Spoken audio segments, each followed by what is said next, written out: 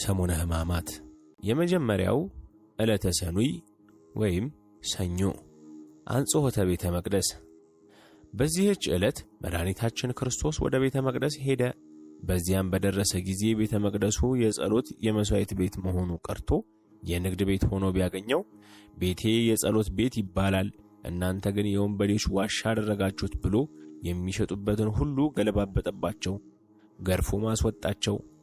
ይኸውም የእርሱ ቤተ መቅደስ የሆነውን ሰውነታችንን ኃጢአት ሰፍኖበት ቢያገኘው ራሱ ተገርፎ ገፎ መከራ መስቀልንም ሁሉ ተቀብሎ ከሰውነታችን ኃጢአትን ሁሉ እንዳራቀልን የሚገልጽ ነው። ሁለተኛው መርገመ በለስ።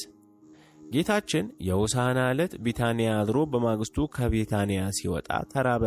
በመንገድም ሲያልፍ ቅጠል ያላት በለስን ከሩቅ ተመለከተ። ወደ በለሲቱም በቀረበ ጊዜ ከቅጠል በቀር አንዳች ፍሬ አላገኘባትም።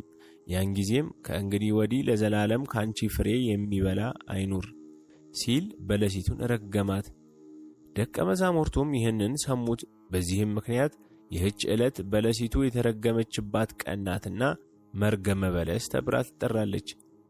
በዚህ አገላለጽ በለስ የተባለች ቤተ እስራኤል ስትሆን ፍሬ የተባለ ደግሞ ሃይማኖትና ምግባር ነው። መድኃኒታችን ክርስቶስ ከእስራኤል ፍቅርን፣ ሃይማኖትን፣ ምግባርን ፈልጎ አላገኘባቸውም። እስራኤል ሕዝበ እግዚአብሔር የአብርሃም ዘር መባልን እንጂ የአብርሃምን ሥራ በመሥራት በምግባር በሃይማኖት ጸንተው መኖር አይፈልጉምና ደግ ሰው አልተገኘባቸውም። በሌላ በኩል ደግሞ በለስ የተባለች ኦሪት ናት። ኦሪት በዚህ ዓለም ሰፍና ቢያገኛትም አማናዊ ድህነትን የምታሰጥ ሆና አላገኛትም።